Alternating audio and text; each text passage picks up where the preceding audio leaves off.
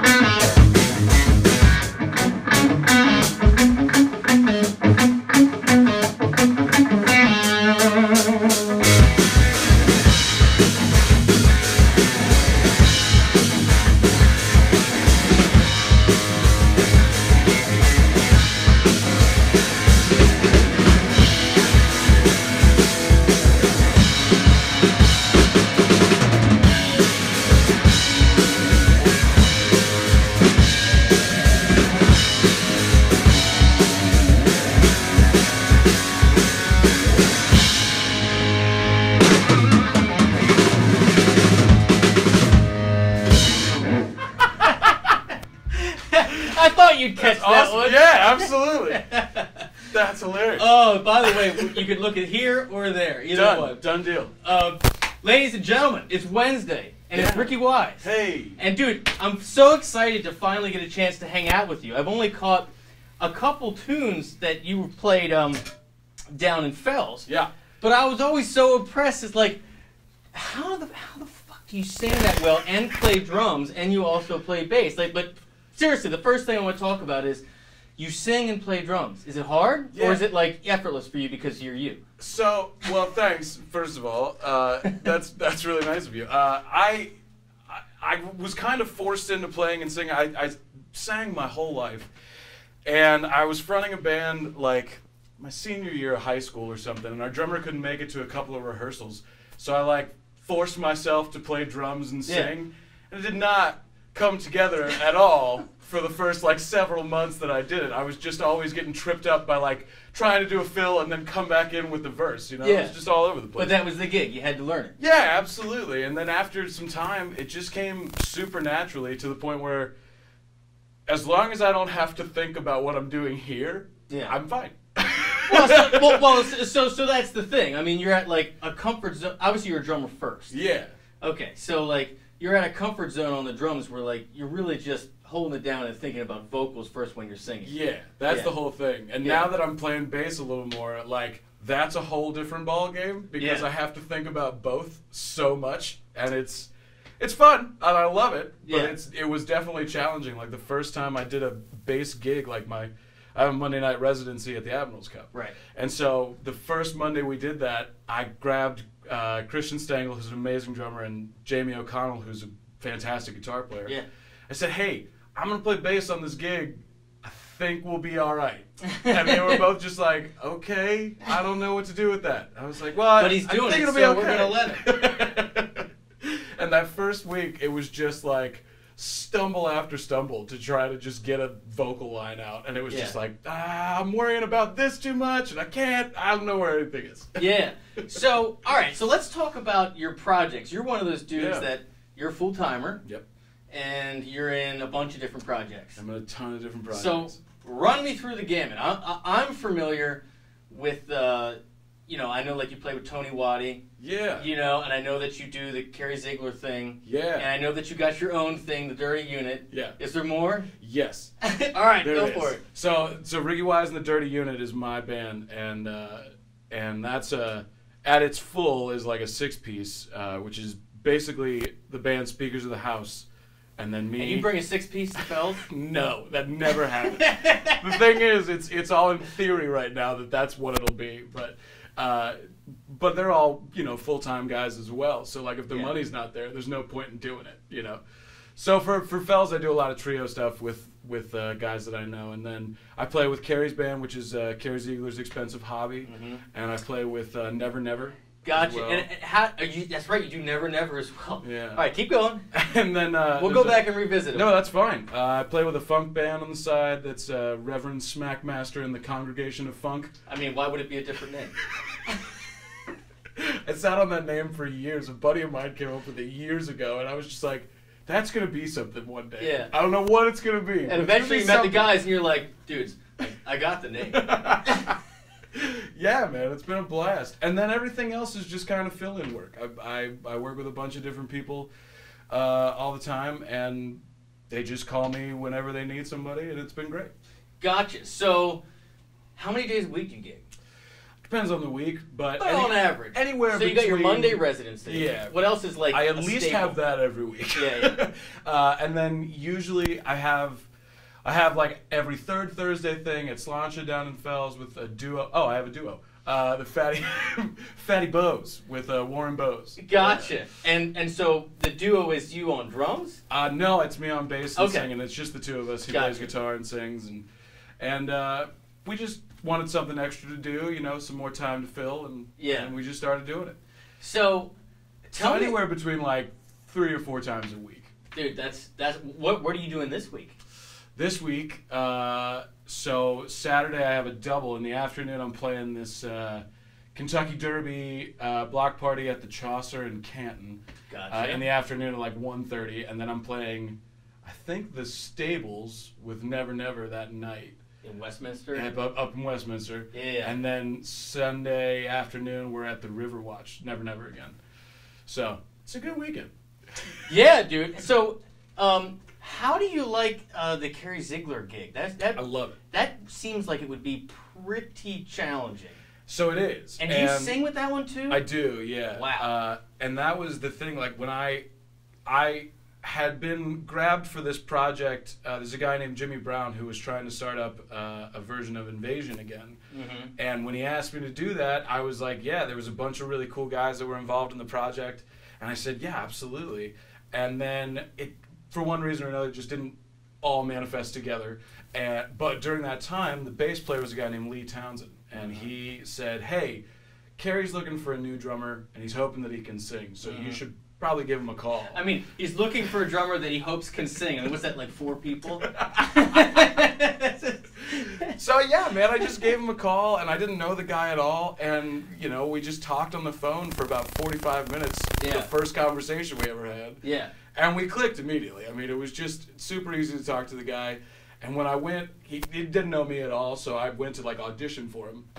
And I was expecting like the band to be there to just kind of sit in and play with him. As you but would it was expect. just me and him, and Carrie's a bass player, for those of you that don't know.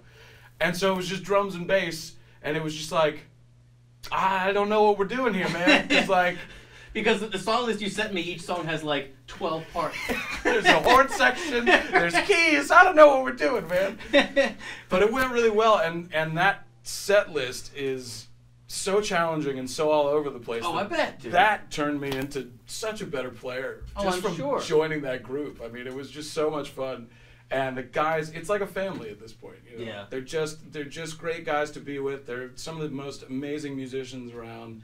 And that band has had such credibility for 20 years. Yeah, I mean, no, it's amazing. And they do something which I think is really cool, is they don't gig out every weekend. No. You know what I mean? They used to back in the day. I know, but now it's like an event. Yeah, absolutely. And I think that that's cool. Yeah. You know? I really do too, and it works really well for our fan base too, because we do about once a month publicly. And so like for people to come out and see the show, we don't want anybody to get burnt out on it. Sure. I mean, you know, we obviously add new tunes every time we play, so that gives us some time. Do you really add every single month you're going to hear new tunes? Yeah. We at least add 1 or 2 new tunes to the set every time we play. And now when you add one, or let's say you add 2, do you pick one that's like, you know, more down the middle and one that's way out, or are they both way out? It's whatever.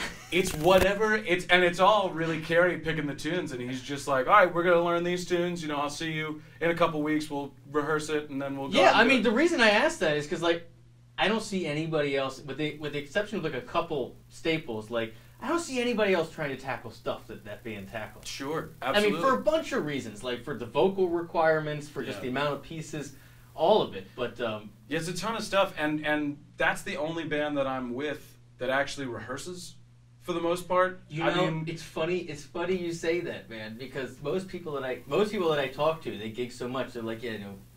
No, it doesn't. Anything. Nobody else that I play with rehearses. I mean, that's just how it is. You know, you show up to the gig, everybody knows their part. You do what you do. Right. But like this band, because it's so intense musically, and Carrie wants to do like, you know, some accents here and there that are not in the studio recordings, but that we can all work together and work up endings and do the whole big production of it. Right. And so that requires rehearsal. You know? And it's really not difficult. Like there's some rehearsals that are painstaking, and I hate rehearsals. I really do. And he knows that just as well as anybody else. I think that goes along with being a musician. Yeah. It's the worst. Let's work it out on stage. Nobody wants to do it. Nobody wants to just sit in a room and just be like, okay, in the 4th bar, we're going to do and it's just like, who cares? Did you bring your chart? Yeah, exactly. Wait, full stop. You missed that F sharp. Full stop. Do it again from the beginning. I know we're 6 minutes and 42 seconds in. From the head. Oh, I love it so much. It's true, though, man. Yeah, man, because it happens. I mean, that's what we do with that band. Like, we do Funeral for a Friend, which is an Elton John tune that's like 11 minutes long. And, like, if you get halfway through that tune and something hits the fan, it's just like, well, we could start over there now, but we're going to have to do it all again. Dude, I used to be friends with some people when I lived in Hollywood that played in this band that they would rehearse the whole set. And the lead singer of the band. Now this was, you know, typical LA like nonsense where the dude's like screaming, you know, like stapling his chest, like ridiculous. But he would do that. He would do that in rehearsal. Why? And like there's no reason. The rehearsals went like this. You show up, everybody's in fucking character, like, you know, in character, and and you start, and you're doing a 50-minute set. Just crush the whole 50 minutes, and in between song, he's like talking to the crowd that's not there. Wow. You know? And then like you take a break, have some water, go out, have a smoke, come back, and then crush the next set. Oh my and then that was God. practice. Like craziness. And if any part in there was messed up, he's like, we're doing it again. Yeah. That's exhausting. I don't even want to think about that. I mean, I don't even want to tell people that that's a thing because I don't want them to start doing it. Joe, I'm talking to you.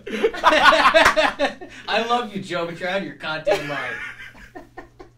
Anyway, let's play another one. Yeah, man. And then we'll talk about anything. Why don't you pick I don't know, what's a groove you've been funking with? Oh. And I'll see if I can put something together. I don't even know. Let's do like, Up on Cripple Creek.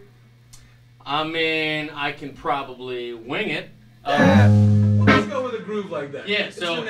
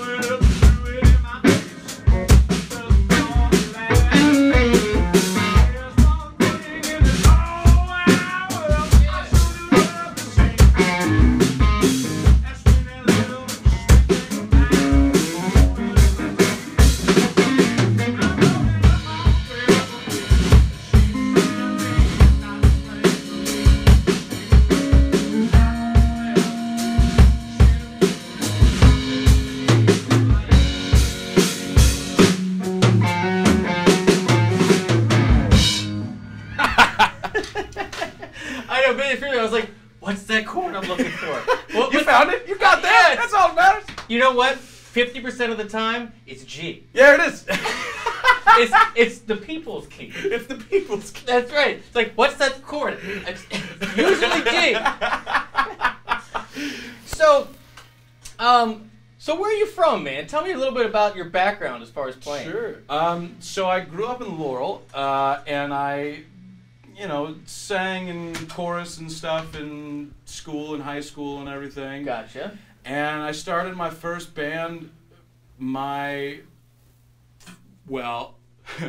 a bunch of bands. There's always those bands that you do when you're in middle school and high school or whatever. Yeah. You're just doing it, Right. But the first real band that I was in was my freshman year of high school, and I was a terrible drummer. And I just joined up with these guys who were like 2 years older than me because they needed a drummer. And I did it, and we had none of the same like musical background at all. So I'm like a big rock guy that just like wants to get in and just bash things away, and they're like into Block Party and like all these other things. It's just like, well, I don't really know anything about that, but I'll do it like if you want to. And I just had no idea. So I stopped playing drums for a while after that, after I was booted out of that band because I was terrible. And I just didn't play for years until some guys wanted me to play some like 60s and 70s rock stuff, and they were younger than I was, and I was like, yeah, all right, and we played it, and we weren't great, but we were good. Like, it was good enough to get by, and we had a lot of fun with it. Learning how to groove, learning how to be in a band. Absolutely. So we're doing Who, and we're doing, we did a Spinal Tap tune. Give Me Some Money, that early one that they have or whatever. I'm not hearing it in my head, but I mean, I've seen the movie. You know. But it's, it was a lot of fun, man. And like from there, I just have been in and out of bands ever since because that's just what I knew I wanted to do. And I started to go to college for music. Where? At HCC, actually, Howard Community College. Okay. And I was there for maybe a semester and a half. And I realized that I was being taught to be a teacher, and I didn't want to teach. That's interesting. Why do you say that? So, like, the curriculum that they have there is not as performance-based. It's and they have some people there, especially now. Like, since I've left, there's definitely some new instructors and stuff there that are really tuned in on the performance side of things. But like, I was trying to become a gigging musician. I was trying to get out there and be a sideman for as much as I could do. I mean, I could sing, but like, I wanted to play the drums. That's all I wanted to do. Right. And especially because I was leading a band for so long that I was just the front man, I was tired of singing. I was tired of hearing my own voice. I was just like, I'm okay. I don't need to do that, you know? And so I just stepped aside and I wanted to do drums, and like, I was working on so much like classically trained snare stuff or like xylophone sort of stuff, and I was like, oh really? This is not stuff I'm ever gonna do. Like, I'm not gonna do this. It's just so basic not in there. Standard college nonsense. Yeah, absolutely. Yeah, it's just what you do, you know, Right. which is great. And I think if that's what you want to do, you should absolutely do it. And I worked with some really great people there. It wasn't their fault that it wasn't what I wanted to do. You know, they were really great instructors. But I wanted to do something else. And actually, one of my instructors there that was my music technology teacher, he was a keyboard player with the Beach Boys back in the day. And the guy was such a nice guy. I mean, he was a grumpy, crotchety old man that was a Scottish guy, you know, that had been through the ringer. But like, he and I got along great, and like talking to him more about his gigging life and everything else like that, I was like, you know what? I don't want to do this. I just want to go play. I just want to go. And fortunately, but you know what? It worked out. If you know that, I mean, that's good. You know, Yeah. that's the hardest part is, you know, you have this passion. You're feeling like, you know, like, well, I certainly can't do something else. Yeah, absolutely. You know, but then, you know, where's your lane in there? Yeah, you know? absolutely, man. Yeah, and like, so I just jumped into the workforce so I could pay my bills, and then just started playing as much as I could with whoever I could. And so, how long have you been full time now? Like, where this So I'm music going is what you into do? my third year. In September was like the start of the third year. So yeah. So you know what, I love people that I get to talk to that say stuff like that, because I want everybody to know that, like, you can do it. Yeah. You can It takes do it. work, but you can It do does, it. but in this town too. Yes, absolutely. You know? In this town in particular, man, because one, everybody is so connected. Yeah. Like in this scene, like as if you're going out at all, like if you're not gigging that much, go out and see some people play. Right. You know, go see guys that are killing it. Like fellas during the week is like master classes. Like it's just That's I think that's literally how everyone feels. yeah. I mean, it's how we all feel because we all show up at the Cup on a Tuesday night. Like that's what we do. We see Todd, Eric, and John, and they crush it, and we all go home and feel like we should burn our instruments. And then the next day, we're just like, okay, don't burn the instrument, just play, just do more. You know? Right. And it's a blast, man. And that's how I met everybody. Yeah. Like everybody around You met town. in Fells. Literally Tuesday nights in Fells. So if you're watching and you want to become a professional musician, There you go. just go to the Admiral Cup on Tuesday nights. Yeah, there it is. And practice. There it is. Yeah, just watch the guys do what they do, and you'll learn everything. And get people's phone numbers and show up on time. Absolutely. That's pretty much all it. it is. That's all it is. And be a nice guy. Like, if you're a dick, nobody wants to work with you. That's the biggest thing. The biggest thing about gigging with guys regularly is if the hang's not cool, nobody wants to do it. Like, you can be great on your instrument, but if you're negative, Yo, you know, and you're it's the constantly worst. complaining about something, Yeah. yeah, You just got to be up for it, whatever it is. dude, I love that. Yeah. Let's play another one. Fuck yeah. All right, let's do. Oh, I don't know. How about like how about.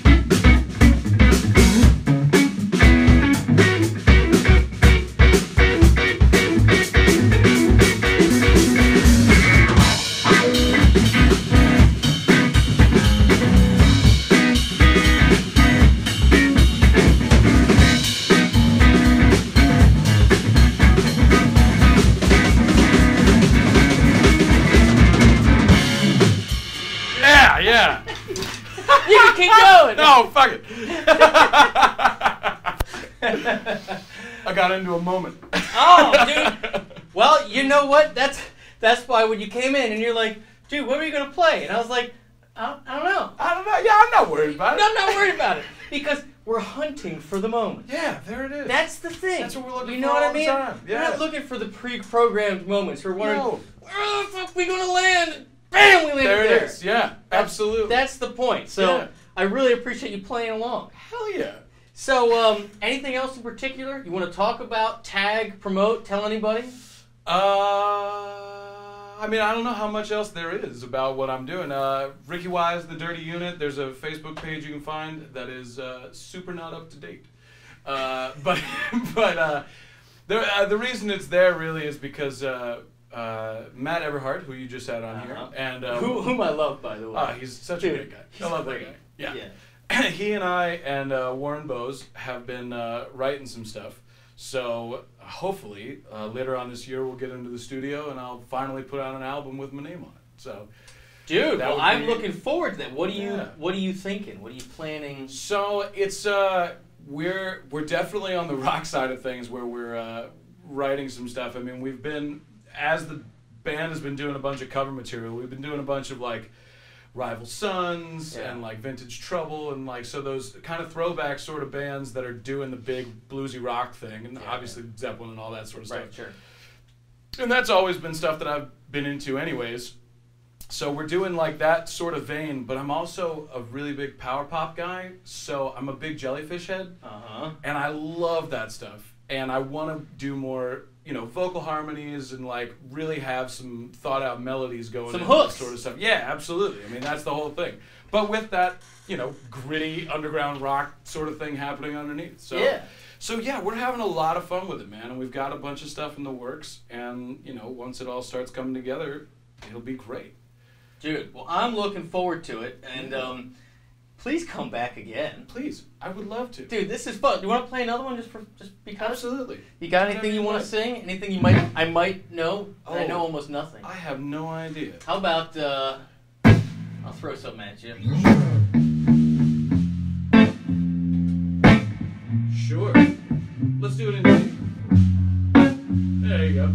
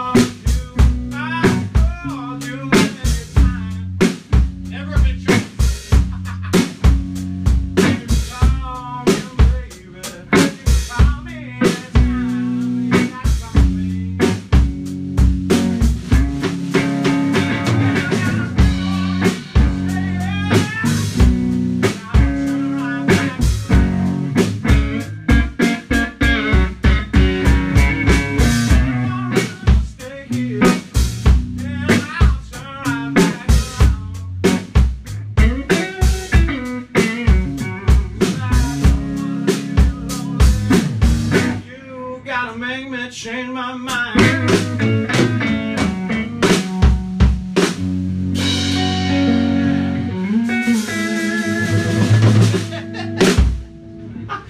Awesome, dude. Yes. I had a feeling you'd catch that one. Oh, that's fantastic. Riggy Wise, everybody. There it is. There it is. Thanks.